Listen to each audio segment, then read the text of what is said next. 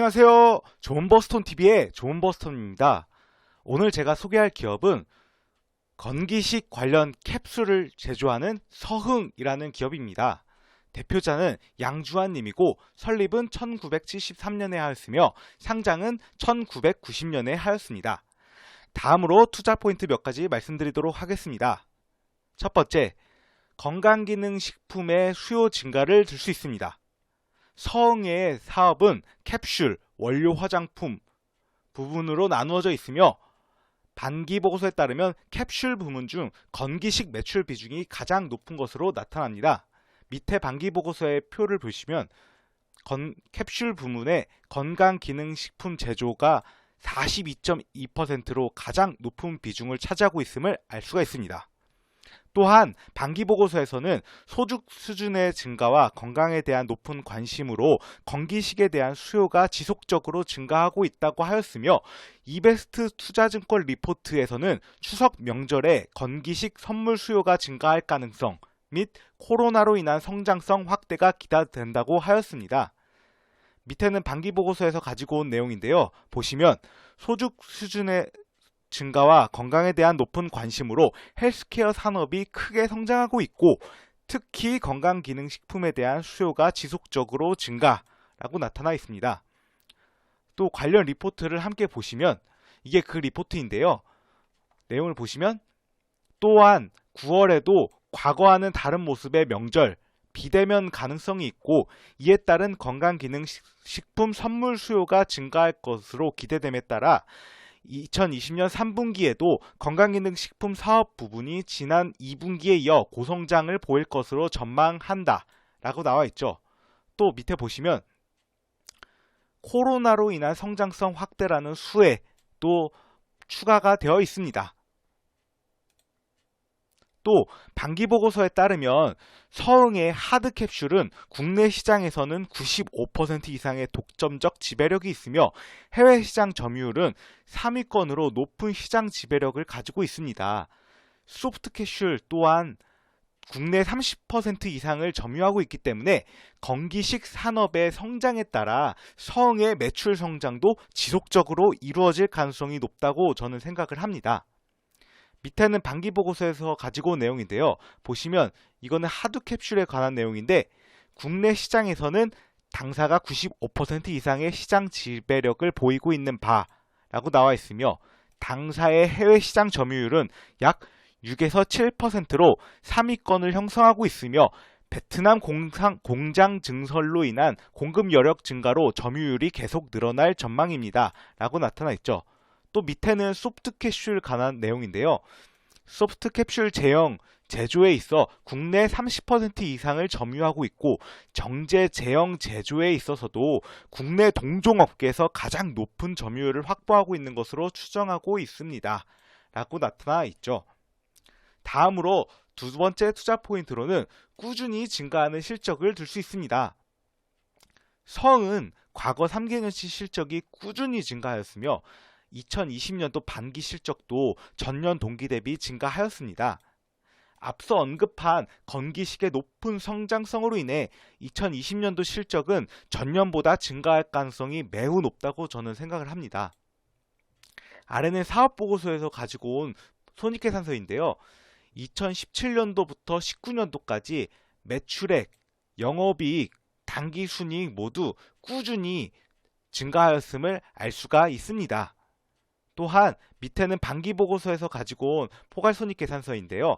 매출액을 보시면 전년 동기에 1154억 원에서 1438억으로 증가하였으며 영업이익 또한 전년 동기에 136억 원에서 213억으로 증가하였었고 당기순이익도 전년 동기에 118억에서 199억으로 증가하였음을 확인할 수가 있습니다. 다음으로 세 번째 투자 포인트로는 증가하는 주당 배당금을 들 수 있습니다. 네이버 금융 자료에 따르면 서흥은 지속적으로 주당 배당금을 늘려왔음을 알 수가 있습니다. 2020년도에 전년 대비 실적이 증가한다면 주당 배당금도 증액할 가능성이 높다고 저는 생각을 합니다. 비록 시가 배당률이 높지는 않지만 배당금을 증액한다는 것 자체가 주주를 위하는 정책이기 때문에 서흥의 주가에 긍정적으로 작용할 가능성이 높겠죠. 밑에 네이버 금융 자료를 보시면 2017년도부터 2020년도 예상치까지 나와 있는데요. 단기 순이익도 꾸준히 증가할 것으로 보이며 주당 배당금도 17년에서 18년 후에는 300원에서 350원, 또 350원에서 400원으로 증가하였으며 20년도에는 425원으로 줄 것으로 네이버에서 추정하고 있습니다.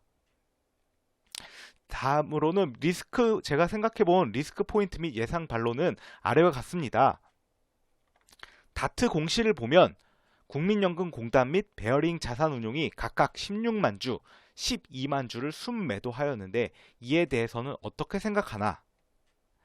이에 대한 저의 답변으로는 매도 주식수가 전체 주식수 대비 각각 1%를 초과하므로 낮은 비율이라고 볼 수는 없지만 그럼에도 불구하고 여전히 잔여 주식수가 많습니다.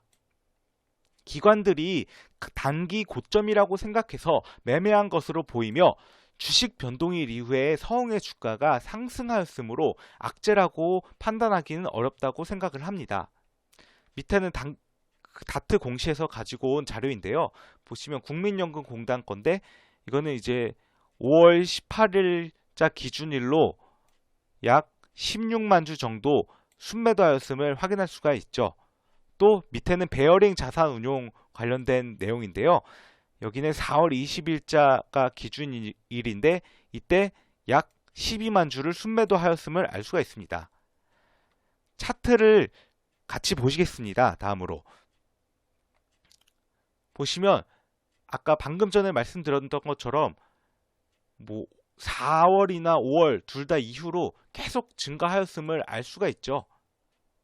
그런데 이 차트 이게 서흥의 일봉 차트인데 이것만 보고서는 이제 주가가 너무 고점에 있는 거 아니냐라고 생각하실 수가 있는데 연봉으로 보면 2014년에 최고점인 6만 1,900원을 아직 뚫지 못한 것으로 확인할 수가 있습니다.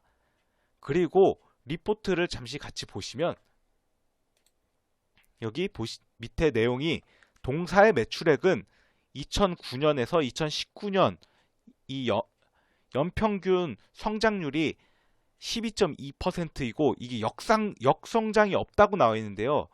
역성장이 없다는 게 중요하죠. 계속 지속적으로 매출액이 증가하였다는 것을 얘기하며 2020년에는 이보다 높은 23.7% 수준의 외형 성장이 기대된다 라고 나와 있죠. 그러니까 다시 차트를 보시면 2009년부터 2020년도까지 꾸준히 성장할 것으로 보이며 2020년도에는 서흥의 사상 최대의 실적이 나타날 것으로 보이므로 적어도 그 전 고점인 6만 1,900원 이상은 갈 것으로 저는 생각을 합니다. 이상으로 앞서 말씀드린 투자 포인트들을 요약하자면 다음과 같습니다. 첫째, 건기시기의 수요 증가. 둘째, 꾸준히 증가하는 실적. 셋째, 증가하는 주당 배당금입니다. 이상으로 서흥의 기업 분석 영상을 마치도록 하겠습니다. 시청해 주셔서 감사합니다. 오늘이 추석 연휴 당일인데요. 시청해 주시는 모든 분들 추석 연휴 잘 보내시기 바랍니다. 구독과 좋아요 부탁드립니다. 감사합니다.